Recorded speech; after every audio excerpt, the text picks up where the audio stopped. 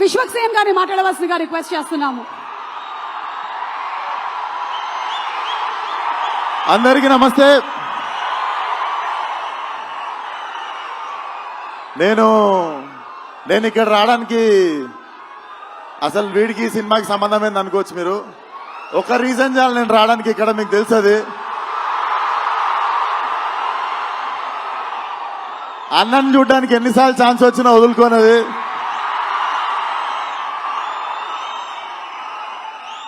And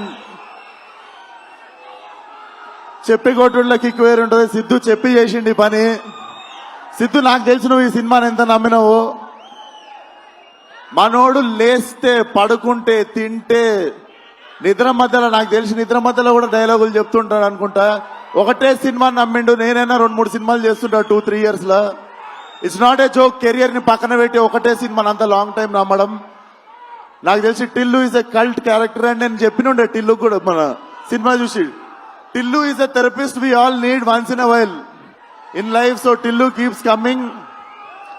and వంశన్నకి, చిన్నబాబు గారికి కూడా కంగ్రాచులేషన్స్. ఈ ఇయర్ 2 హిట్లు కొట్టిర్రు. హ్యాట్రిక్ కోసం వెయిట్ చేస్తున్నాము.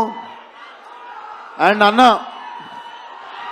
అన్నని చూసినప్పుడు మాటలు రావు నాకు. లవ్ యూ అన్న. ఖతర్నాక్ ఉన్నాడు లేచుండికే.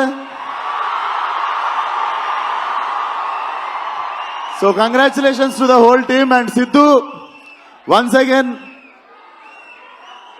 చాలా తక్కువ మంది ఇండస్ట్రీకి ప్లేస్ అవుతారు. నువ్వు కూడా ఇండస్ట్రీకి ప్లేస్ అయ్యే క్యాండిడేట్వి.